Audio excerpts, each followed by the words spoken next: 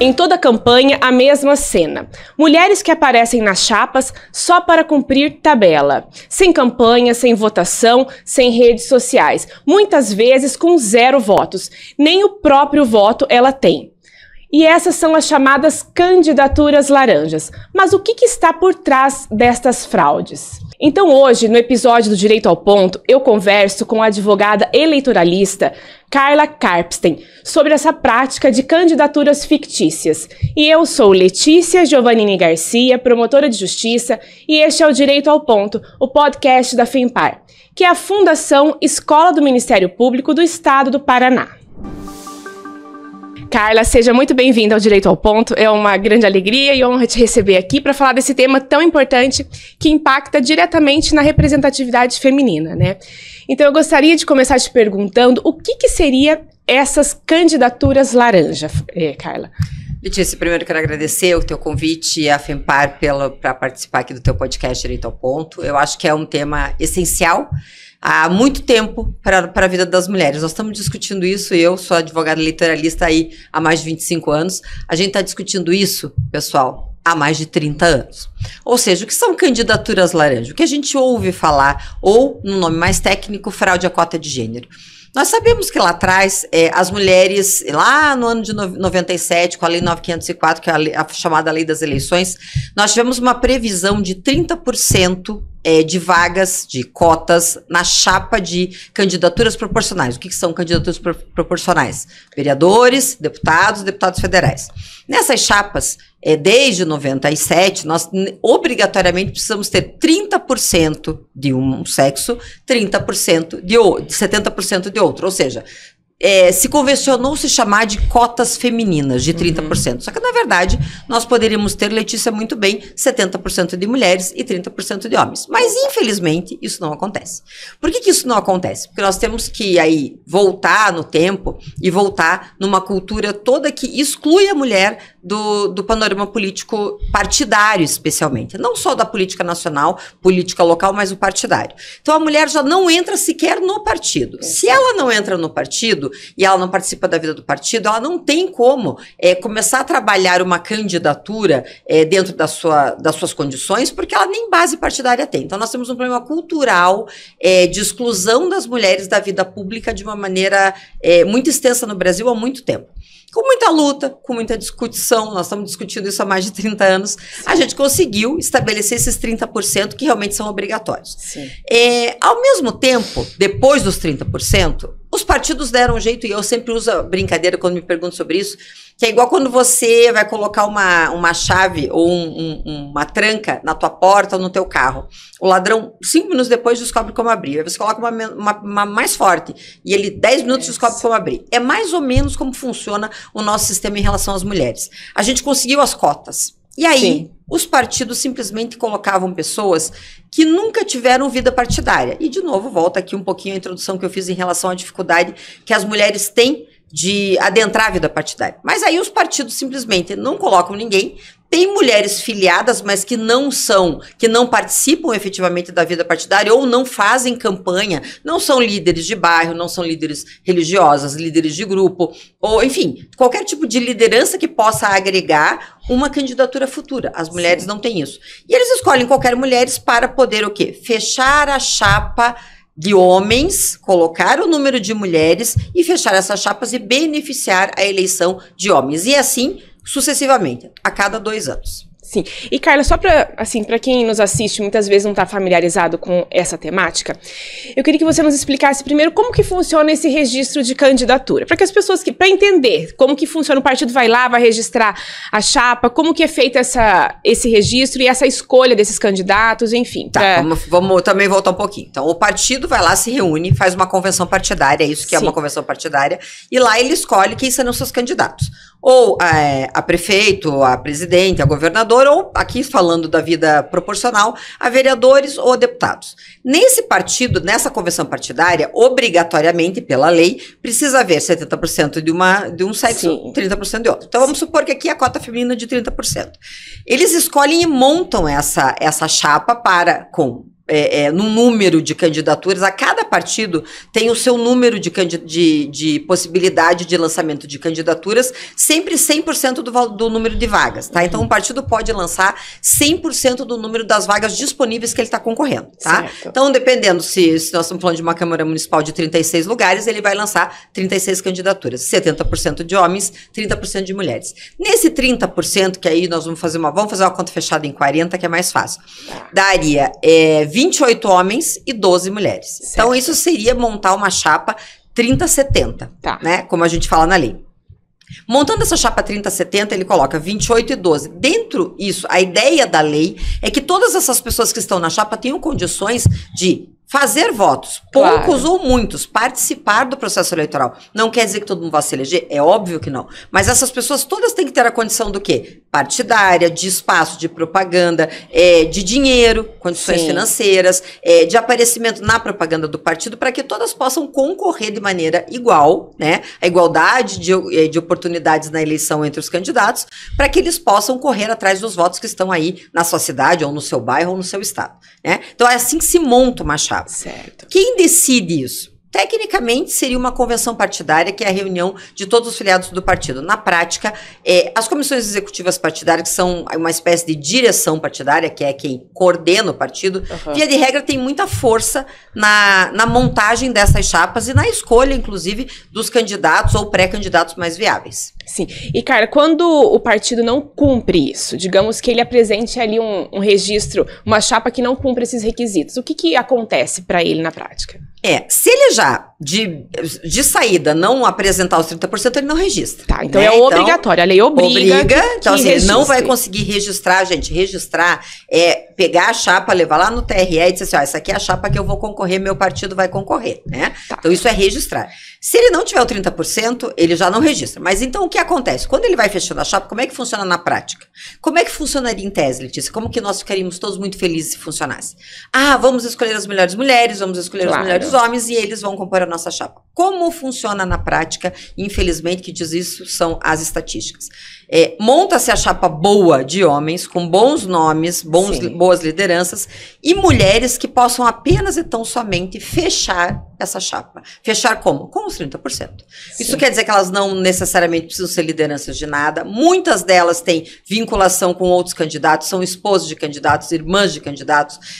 Muitas delas são apenas funcionários de partido. Cansei de ver pessoas que eram, inclusive, funcionárias administrativas de partido serem inscritas em chapas para poder fechar a chapa, vamos aqui usar entre aspas. Então, isso é o quê? Uma candidatura fictícia. A gente usa uma expressão de candidatura laranja porque as pessoas têm uma familiaridade melhor, mas é uma candidatura fictícia, porque ela está no papel, mas ela vai ganhar um número, ela vai aparecer 3 segundos na propaganda do rádio ou da televisão, mas ela, de fato, não é uma candidatura. Sim, é uma ficção, né? Uma ficção jurídica. É aquela expectativa versus realidade, exatamente, né? E, Carla, dentro da Justiça Eleitoral, como que a Justiça Eleitoral consegue verificar se realmente existe essas candidatas fictícias, essas candidatas, ou seja, que estão ali só para cumprir tabela, ou se elas são candidatas de verdade ali?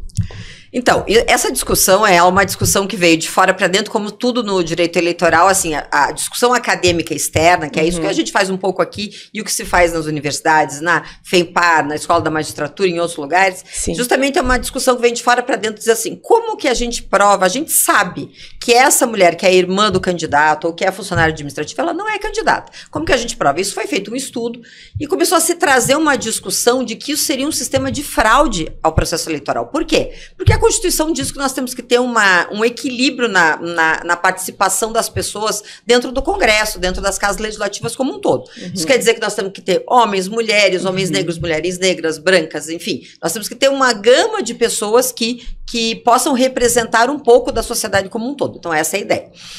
Aí, se discutindo muito, com muita dificuldade, se chegou a um tema onde o TSE, depois de muita discussão acadêmica, determinou um checklist, vamos dizer que é uma lista de checagem que virou uma súmula. Certo. Uma súmula digamos, é uma emenda, é um resumo de uma série de decisões que se estabeleceram como regra. Vamos colocar isso aqui para quem não é da área. Então, essa súmula, que hoje é a súmula 73 do TSE, ela listou lá 3 ou 4 regras. Basicamente, a mulher não ter voto, ou ter pouquíssimos votos, ou nenhum voto, nem ela votar nela mesma, né? Não ter nenhuma propaganda, ou quase nenhuma propaganda online ou física, seja de qualquer tipo. Fazer propaganda para terceiros e não para ela, né? Geralmente para homens, que é o que acontece. E não ter movimentação financeira. Ou seja, ter uma movimentação financeira ou zerada, ou assim, R$18 do santinho, que é o que acontece, R$30 do impulsionamento, coisa que a gente sabe que sequer aconteceram, estão ali só no papel. Sim. E, Carla, você acredita que há uma certa cumplicidade dos partidos para que isso ocorra, ou acaba sendo, digamos, um mero descuido? Não, é de propósito, né? Mas, na verdade, o de propósito vem antes. Já é de propósito não trazer as mulheres para dentro da estrutura. Eu sempre, em todas as aulas que eu falei, todas as palestras, então, enfim, congressos, eu sempre disse o seguinte: pode olhar os partidos. Hoje está um pouquinho diferente. Por que está diferente? Por conta do que a gente está discutindo hoje, Letícia. A fraude à cota de gênero, a fazer homens perderem mandatos e ficarem inelegíveis por conta das mulheres, está fazendo mudar o entendimento dos donos de partido ou dos dirigentes de partido, que as mulheres precisam realmente participar da vida partidária. Então, originalmente, como é que os partidos funcionavam? E muitos ainda funcionam. É o PXO, vou usar um que não existe aqui, o PXO e o PXO mulher. Certo. O PXO mulher sempre foi um puxadinho, ele sempre foi um agregado. O PXO mulher, ele fazia lanches, ele discutia creche, ele discutia a questão das mães. Como se a mulher não tivesse capacidade para discutir os grandes temas que uma cidade, ou que um estado, ou que um país precisa. Temas tributários, economia, segurança, né, violência, não só violência contra a mulher, mas qualquer tipo de violência.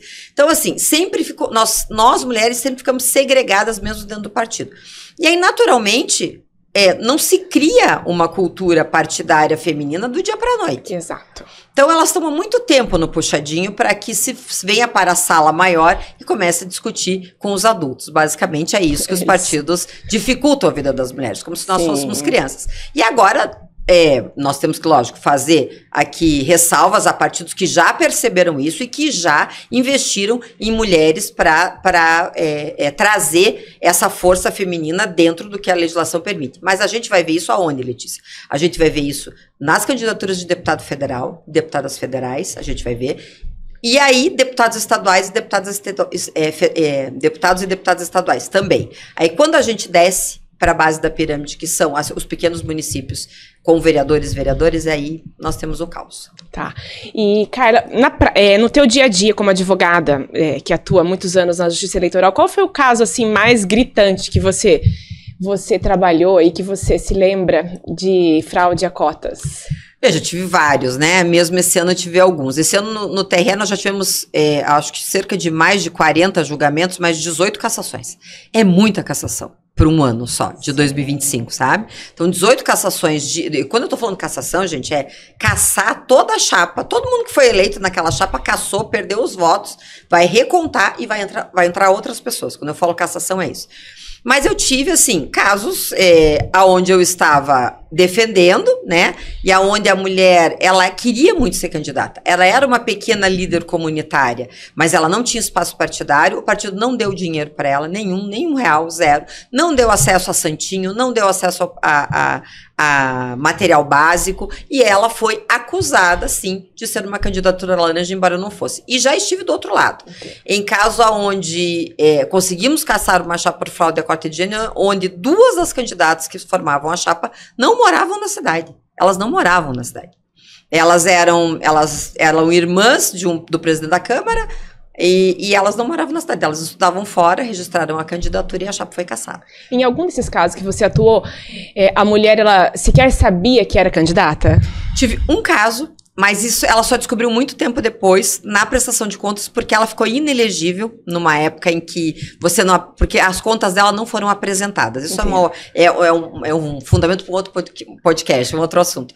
Mas, como ela não tinha apresentado as contas de campanha, ela ficou sem poder registrar uma candidatura. Sim. E quando ela foi registrar uma nova candidatura, ela não podia, ela não tinha certidões.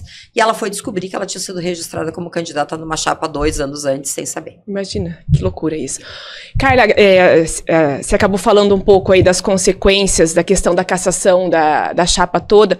Então, para quem nos assiste, eu queria que você explicasse quais as consequências, digamos, dessas fraudes? Quando o partido não cumpre ou quando há a candidata laranja ali dentro da chapa, o que acontece com o partido, com o dirigente partidário? Enfim, o que acontece com a chapa? O que acontece com os candidatos? É crime, é multa, enfim.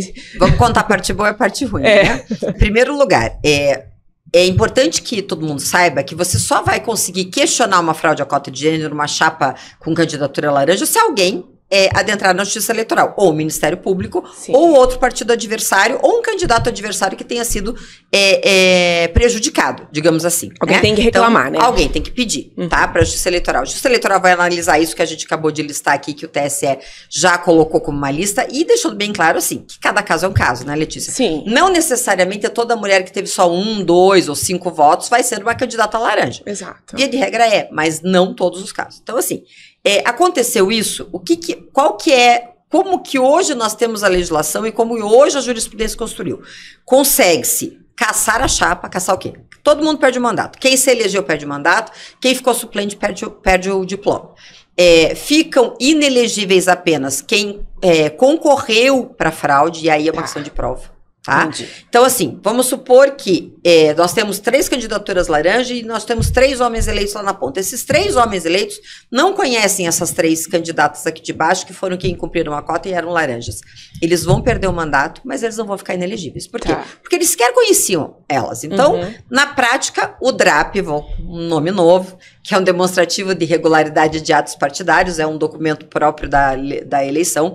Esse DRAP fica nulo, é como se ele nunca tivesse existido. Essas pessoas perdem todos os votos, o partido perde todos os votos, esses votos voltam ao sistema geral, são recontados e outras pessoas de outros partidos vão entrar no lugar daquela cadeira. Agora, indo um pouquinho mais além.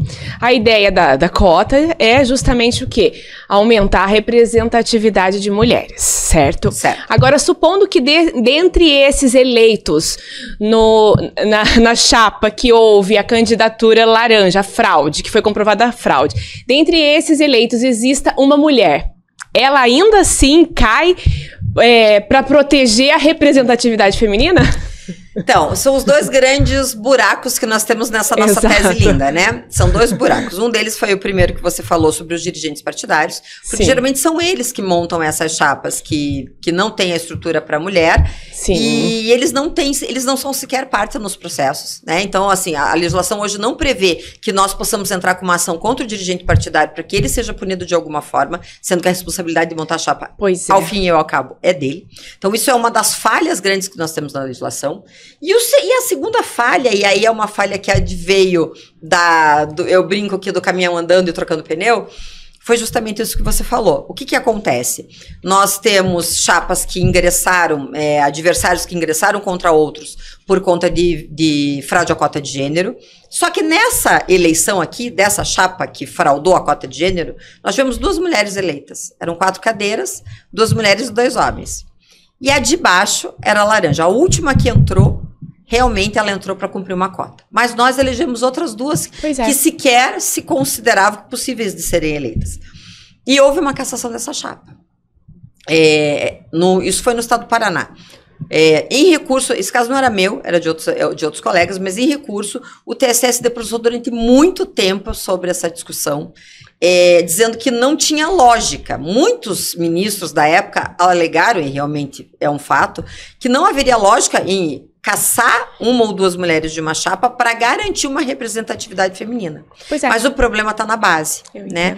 Então, isso é exceção à regra, e é uma exceção à regra que nos prejudica. Claro. Eu confesso, Letícia, que eu como advogada, acho que nesse caso deveria haver exceção. Até porque muitas vezes, quando vem, digamos, a chapa substituta, vem só com homens. Exatamente, exatamente. É essa quando que é a questão. Você anula todos os votos, mistura tudo de novo e volta só homem. Daí se eu tinha 2, agora não tenho nenhuma. Então, assim, eu acho que a exceção nesse caso deveria ser aplicada como se fosse... veja, o dano aqui, ainda que tenha havido a ilegalidade na base, o dano não foi causado.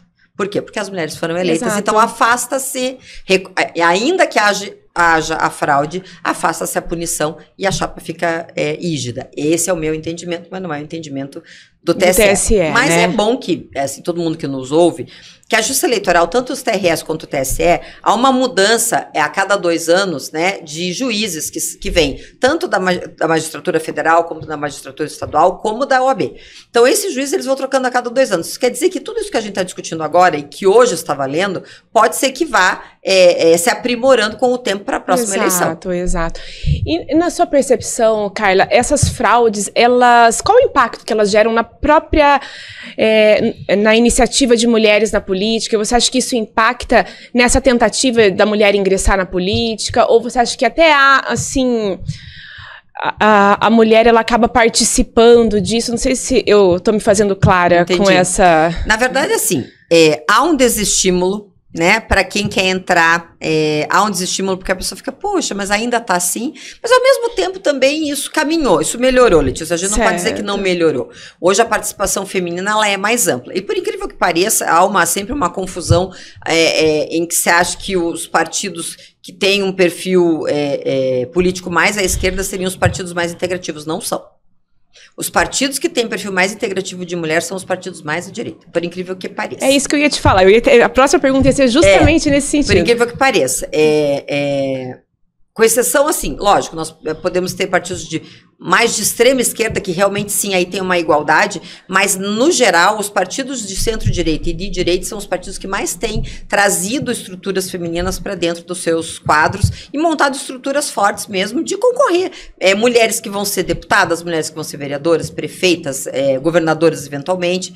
Então, isso é bem importante que a gente tenha essa visão. Então, muitos partidos já identificaram isso. Outra coisa, aonde que nós estamos falando de cassação de chapa a rodo? Nós estamos falando na base da pirâmide, que é vereadores municípios menores, tá? Porque nós só tivemos 2 chapas de deputados estaduais cassadas em TRS, uma no Rio Grande do Sul e uma em Sergipe, e nenhuma das duas foi resolvida ainda no TSE. Certo. E de deputados federais nós não temos nenhuma, porque... Deputado federal significa o quê? Recursos de fundo partidário e recursos de fundo de financiamento de campanha. Então, ninguém vai querer perder dinheiro, ninguém vai colocar uma mulher que esteja lá só para fazer conta.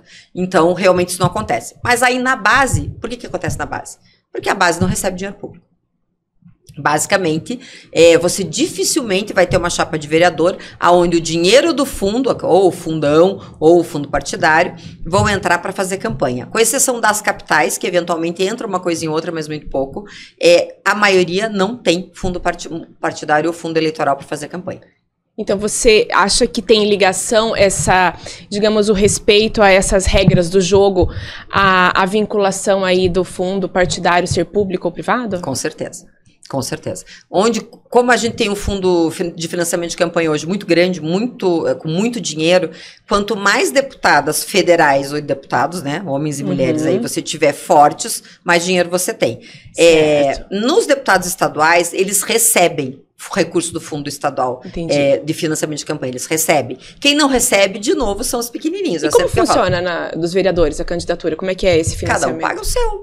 É por conta, por conta, a própria sorte. Por doação de pessoa física. O partido geralmente recebe uma cota pequena do diretório estadual, o diretório municipal, e paga lá um santinho, que é uma coisa barata, ou dá, por exemplo, uma filmagem para quem tem, né? Gravar propaganda de rádio ou gravar propaganda na televisão, que é aquele 2 segundos que a pessoa aparece, dá o número dela, que a gente sabe que aquilo ali nada é a mesma coisa. Então, é básico que é o que eles têm. Isso nós estamos falando de partidos, de diretórios municipais de cidades médias. Certo. Grandes e médias. Porque de pequenas mesmo, eles sequer sede têm. A maioria das sedes dos partidos é na casa do presidente. Quem não conhece, quem não lida no dia a dia, não sabe como os partidos numa cidade lá de 5 ou 6 mil habitantes. E na casa do presidente, eles se cotizam, cada um dá um dinheiro e fazem a campanha. Então, assim, nós estamos falando de uma coisa que, quando você elabora uma legislação lá em Brasília, ou lá num Tribunal Superior Eleitoral, estabelecer uma regra que vai pegar lá em Marquinho, o pessoal de Marquinho que assistir, não é aqui, é porque Marquinho, eu sempre lembro que é um município pequenininho, lógico que você vai ter uma distorção enorme quando sai de lá até chegar aqui. Sim. Cara, acho que para as pessoas que não estão familiarizadas, que eu acho que é uma temática bastante específica, você pode explicar um pouquinho mais dessa questão de fundo partidário? Como que é feito, financiamento público, privado, para para que as pessoas compreendam mais sobre isso, nessa distribuição. distribuição, porque é um percentual que é obrigado por lei aí para as mulheres. Existe tudo isso na lei, né? Existe. Então, só para a gente entender um pouco mais. Nós temos o sistema brasileiro de financiamento de partido, diferente de muitos outros países, ele é um financiamento feito público, é um financiamento de dinheiro público. Não só público, na verdade as multas eleitorais vão para esse fundo, é uma série de pequenos valores que vão formando um bolão. Nós estamos falando aqui de fundo partidário. O que é fundo partidário? Que eu sou favorável. É o fundo que é feito para que os partidos sobrevivam no seu dia a dia. Sim. Não só para a campanha, mas para o seu dia a dia. Trazer mulheres, trazer homens, trazer várias gamas de pessoas para que essas pessoas integrem o partido e formem propostas dentro daquilo que o partido prevê. Sim. A gente tem no Brasil uma grande confusão que é o seguinte, né? Se a gente abrir, provavelmente, os 10 principais estatutos partidários vão dizer assim... somos a favor do trabalho. Claro que sou a favor do trabalho. Somos a favor do meio ambiente. Que bom. Que bom, né? Somos a favor da igualdade.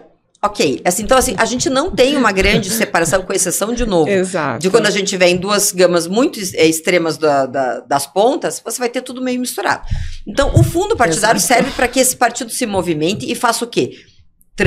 Crie candidatos, treine candidatos, eduque candidatos e candidatas para buscar um cargo, seja ele de vereador, seja de deputado, seja o que for. Sim. Isso é o fundo partidário, sou favorável, acho que o fundo partidário tem que existir. Aí vem o quê? Uma deturpação que veio lá de 2013, da discussão do mensalão, aonde se criou um fundo eleitoral, que é diferente e separado do partidário, são 2 dinheiros separados. Embora venham dos mesmos lugares, mas são 2 volumes separados. Entendi. Que se somam. O fundo eleitoral veio para suprir, em tese, a retirada das doações de empresas de pessoas jurídicas. Porque se dizia que o fundo da corrupção brasileira, por conta do mensalão e de outros escândalos, era justamente a doação de pessoas jurídicas para as campanhas. Certo. O que nunca foi. Né? Se fosse assim, a gente vê, vamos pegar aqui um país que a gente está sempre muito ligado, os Estados Unidos, eles fundamentalmente são financiados só com recursos privados. Uhum. E lá não existe nenhum problema o candidato ser eleito para ser candidato do uísque, ou ser o candidato, sei lá, do cachorro, não tem problema. Uhum. No Brasil é que nós temos essa hipocrisia, e é uma hipocrisia, de dizer que nós temos que ter dinheiro público, e assim todo mundo é bonzinho igual. Não é verdade, né? E o dinheiro público está cada vez maior, é um dinheiro que falta em muitos lugares. Exato. E vem para pagar campanhas, então eu sou uma pessoa. E nem vão para todas as campanhas, pelo que você está trazendo aqui. Não vão. Só vão para... Fundamentalmente, o grosso vai para as campanhas nacionais, presidentes, deputados federais, senadores. O resto vem para os estaduais e muito pouco vai para os municipais, capitais e pequenas e cidades médias. Que é a maioria, né? A maioria, então, aí dentro de tudo isso, o que aconteceu? Lá naquele trabalho que eu comecei no começo, dizendo assim, a gente vem de fora para dentro dizendo que a mulher precisa entrar no partido. Tá, colocamos a mulher no partido. Tá, agora a mulher não consegue subir. O que acontece? Porque ela não tem dinheiro. Então, nós temos que dar dinheiro à mulher. Quem deu dinheiro à mulher não foi o Congresso, não foi a lei. Quem deu dinheiro à mulher foi o STF. O STF, num entendimento de igualdade, né? De se tornar equânime digamos assim, as armas da batalha da eleição, disse, se 30% da chapa tem que ser de mulher, 30% do dinheiro que o partido recebe tem que ser de mulher. Depois disso, nós tivemos ainda a discussão das mulheres negras e das pessoas pretas em geral, e também das mulheres negras. Isso quer dizer que a mulher negra recebe 2 vezes? Sim, porque a representação dela sequer aparece, gente. Nós temos uma representatividade de mulheres negras tão baixa, que elas sequer aparecem nas estatísticas. Então, por isso que ela tem que receber 2 vezes. Mas, de novo, qual que é que vai receber 2 vezes ou que vai receber 1 vez? A deputada federal. Exato. E a deputada estadual. E essas candidaturas laranjas, esse tipo de fraude, ele serve também para desviar essa verba do fundo? Desses fundos todos? Infelizmente tem servido muito, né? Porque se percebeu isso, eu já venho estudando há muito tempo, porque eu trato muito também de prestação de contas, de como o dinheiro é usado nas campanhas. E se percebeu que conforme foi aumentando o fundo de financiamento de campanha, que vamos chamar aqui de fundo eleitoral, para a gente dividir, conforme foi aumentando o fundo eleitoral, foi aumentando a criação de empresas, de De tudo, fornecimento de santinho, fornecimento enfim, estúdios para gravação, rádio, TV, isso tudo foi crescendo. Escritórios de advocacia, isso é um grande problema também, temos um gargalo gigante nessa questão, as escritórios de advocacia recebendo valores enormes que não são utilizados para fazer trabalho jurídico de campanha. Então, isso virou realmente um caminho de fraude. E nós temos um grande problema com a Justiça Eleitoral em analisar esses fundos. É muito difícil. É muito difícil. Hoje a Justiça Eleitoral tem tentado caminhar para ir atrás direto do fundo eleitoral e é ali que ela vai. Ela vai reto para ver se aquilo está sendo usado corretamente. Mas, via de regra, o desvio realmente, me parece, Letícia, não quero ser aqui, não quero ver um futuro muito, né, triste para nós, mas eu acho que logo nós teremos uma grande operação sobre os grandes desvios do fundo eleitoral, porque é muito dinheiro para pouco gasto. E você já viu algum tipo de campanha fantasma financiado pelo dinheiro público aí do fundo eleitoral? Veja, você não vê a campanha, né? Sim. A campanha ela nunca existiu, por exemplo, mas a pessoa vai lá e faz uma declaração que gravou no que alugou estúdio, que alugou nota avião, fiscal e nota tudo. Fiscal. Existe um cruzamento assim, existe uma grande união entre a Receita Federal, a Justiça Eleitoral, enfim, tudo. Todo mundo que você... Hoje, nós vivemos no mundo digital, né? Exato. Tudo que a gente faz, o que a gente... A nota Paraná, a nota tudo Curitiba, tudo que a gente põe tá ali. Então, assim, tudo isso tá comunicado com a Justiça Eleitoral. Então, eles sabem, por exemplo, se uma pessoa que trabalhou numa campanha é beneficiária de um benefício de prestação continuada, ou de um Bolsa Família, ou de qualquer um dos benefícios do programa do governo. Por quê? Porque é proibido uma pessoa que usa dinheiro público para sobreviver porque precisa, doar serviço ou doar dinheiro para candidaturas. Isso acontece muito, né? Aconteceu muito nos últimos tempos. E muito com mulheres. Pois é. Muito com mulheres. Então, infelizmente, nós temos um imbróglio grande que me parece que a gente tem que focar, se a gente dispersar em tudo que a gente pensa que a mulher não consegue chegar, a gente nunca vai chegar mesmo. Então a gente tem que focar no quê? Em insistir com os partidos que as mulheres tenham que ser 30% da estrutura partidária. E quando eu falo estrutura partidária, eu falo de direção partidária, eu falo de tudo, de comando partidário. Não adianta eu ser 30% de filiados. Se eu só vou uma vez a cada 2 anos no partido. Não adianta. Eu preciso fazer parte da estrutura administrativa do partido. Eu quero te fazer uma pergunta, assim, mas ela acaba até sendo meio que intuitiva dentro da nossa conversa, porque eu quero te perguntar se você acha que para resolver essa situação, digamos, o futuro, seria o quê? Melhorar a lei, mais fiscalização, ou cultura partidária, ou de tudo um pouco? No Brasil... Porque lei, a gente tem leis, né? Não, mas no Brasil só existe uma forma, só existe obrigando. Não existe outra forma.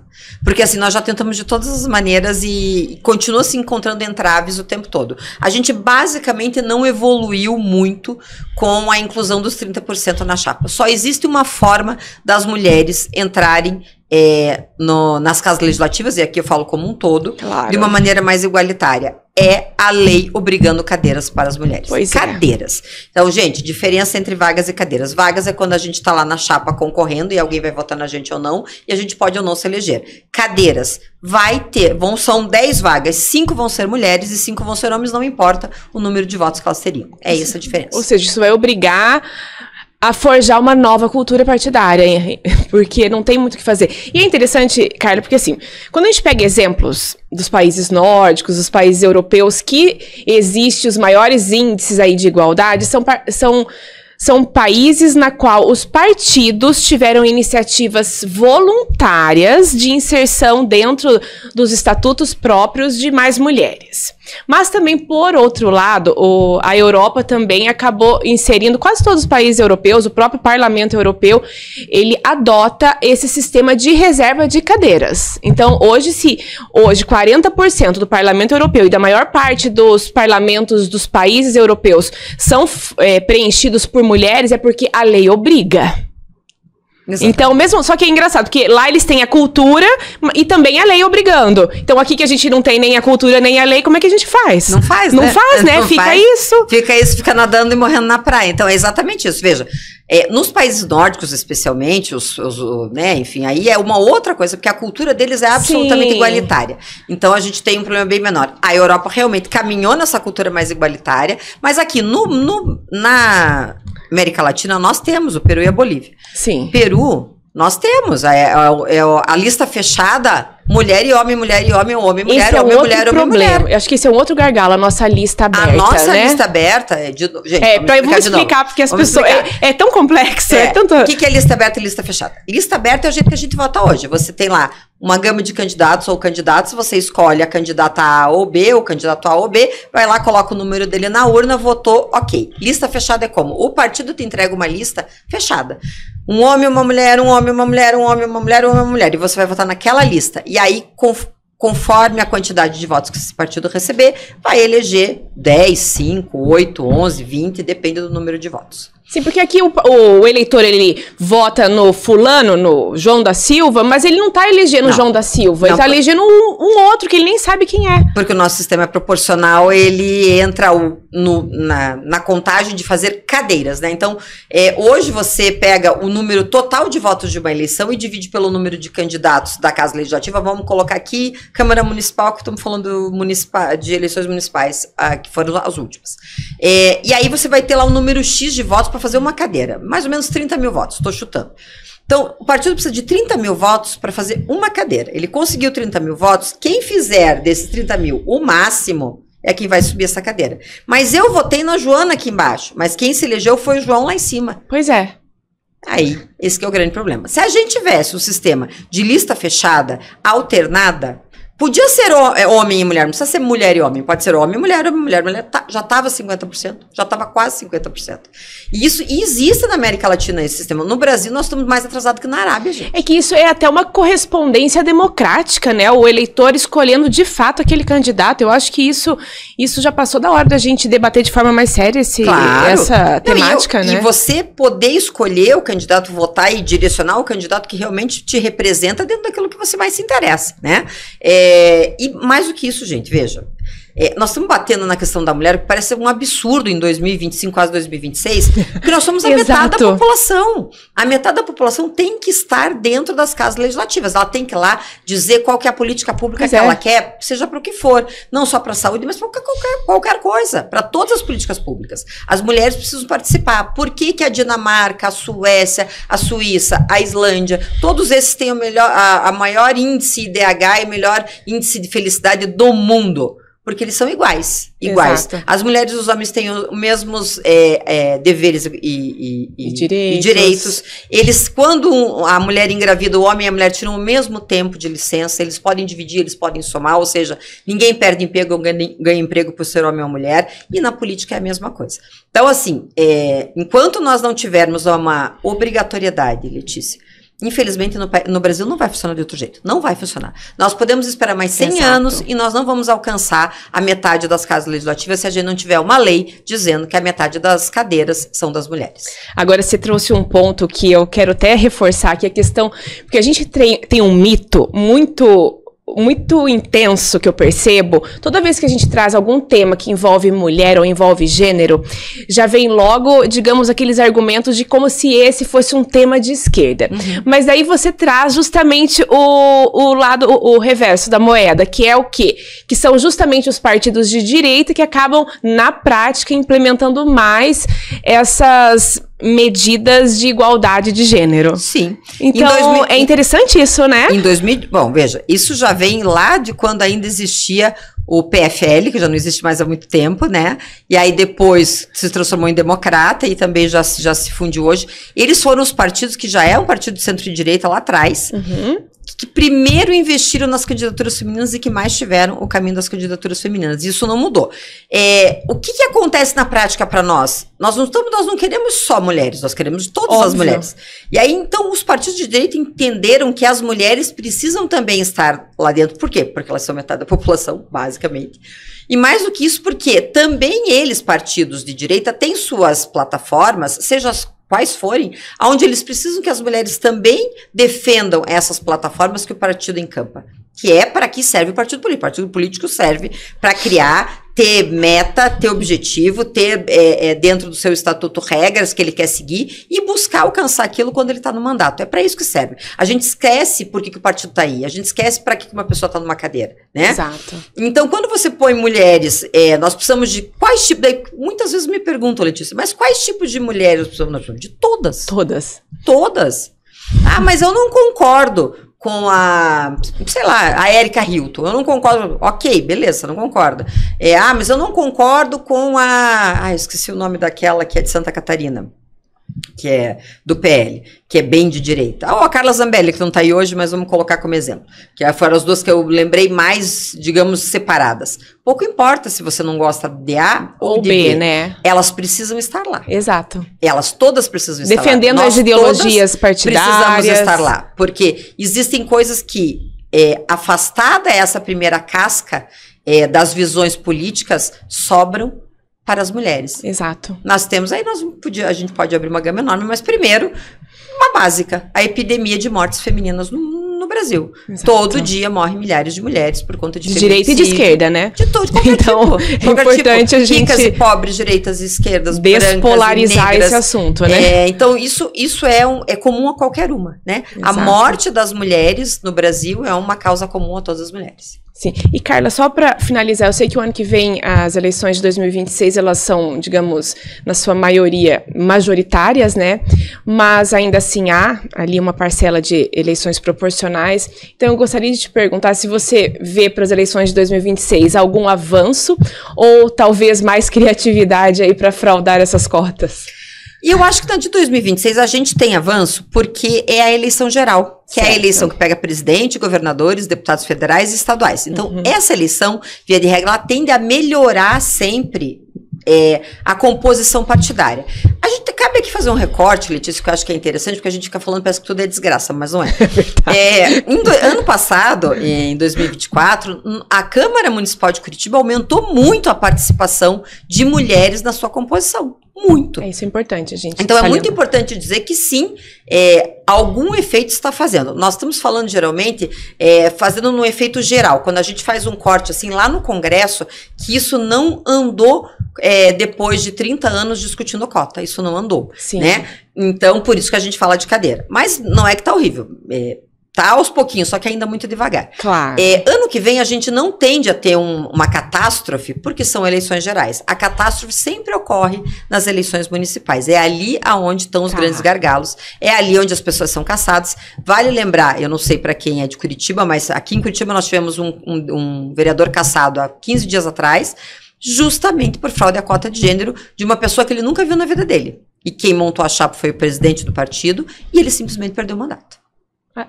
Nem sabendo o que estava acontecendo. Não sabia o que estava acontecendo, não sabe de onde veio o petardo que o atingiu, óbvio. Ainda mas e com o dirigente partidário não acontece nada. Não existe previsão legal. Esse é um dos grandes gargalos que também precisa ser resolvido. E, Carla, eu falei que eu ia finalizar, mas aí você tocou num outro tema que eu acho que é importante a gente... que as pessoas entendam em números, porque assim, nós mulheres somos mais da maioria ali do eleitorado. Em números, qual que é o percentual de mulheres digamos, em todas as áreas aí de legislativo, enfim, só para que as pessoas entendam. Ixi, assim, nós temos... Em percentuais, assim. Nós temos hoje no Congresso cerca de 22%, o que é o maior número que a gente já teve. Na história. Na história, né? E realmente, de novo, o salto veio em 2018. Isso é muito importante que se veja o que aconteceu em 2018. A grande polarização brasileira ocorreu em 2018 com a eleição do Bolsonaro. E aí, ali, as mulheres deram um salto na sua representação. Mas isso está nos deputados federais. No Senado, a representação não alterou muito, está em torno de 13%, se eu não me engano.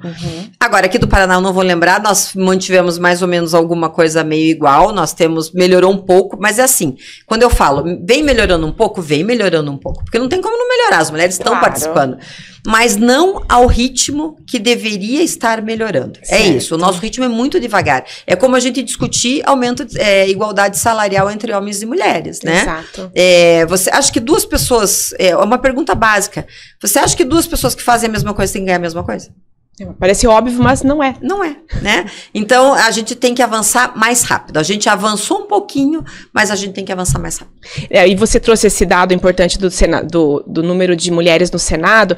E eu acho que é até importante a gente destacar que justamente a lei que preserva esse percentual mínimo de mulheres, ela se aplica apenas para as eleições proporcionais, ou seja, para o Senado, que são eleições majoritárias, não se aplica. Então, ali, talvez isso seja reflexo de que a lei está surtindo algum efeito na prática, ainda que a passos lentos, né? É isso, exatamente. No Senado, então, ainda é muito pior, né? Sim, porque não há nem legislação estabelecendo qualquer tipo de necessidade de incluir mulher, exatamente. As mulheres que estão lá estão por conta própria, né? Ou elas são suplentes. Você pode pegar, se você fizer um estudo e puxar as candidaturas ao Senado, você vai ver umas suplentinhas geralmente lá pendurada, porque é assim que eles entendem que as mulheres servem, né? Também precisava ter pro Senado, obviamente, mas, de novo, não adianta, Letícia, aumentar cota de vaga para 40%, para 50%. Nós precisamos de cotas de cadeiras, nem que ainda que negociando-se já aqui publicamente, você possa fazer, 25%, sim, depois percentuais 30%, progressivos, depois 40%, né? até que se alcance 50% daqui, sei lá, 4 eleições, 5 eleições. Não, concordo, é porque do dia pra noite você não vai simplesmente impor uma cota ali de 50%, na próxima eleição 50%. Isso não vai ser viável, a gente sabe muito bem que não vai existir isso. Não, mas e eu acho que em percentuais progressivos talvez seja mais factível. Não, com certeza absoluta. E outra coisa que eu acho que a gente tem que deixar muito claro para quem assiste o podcast, quem ouve o podcast, é que é uma falácia dizer que mulheres não votam em mulheres ou que homens não votam. Isso é uma falácia. É importante isso é mentira. As mulheres não recebem votos porque elas não estão sendo candidatas. Porque quando você tem uma boa candidata, ela vai receber votos. Vamos dar um exemplo de Curitiba. Aqui, eleição do ano passado, nós tivemos uma candidata que foi ao segundo turno que ninguém esperava, que era uma candidata, inclusive, que não é da política comum, não tinha sido vereadora, não tinha exercido outros cargos, e ela simplesmente foi ao segundo turno de uma eleição municipal aqui para prefeito. De uma capital, né? De uma capital, né? Como Curitiba. Então, veja, sim, as mulheres votam em mulheres e homens votam em mulheres, desde que as mulheres estejam participando do processo eleitoral.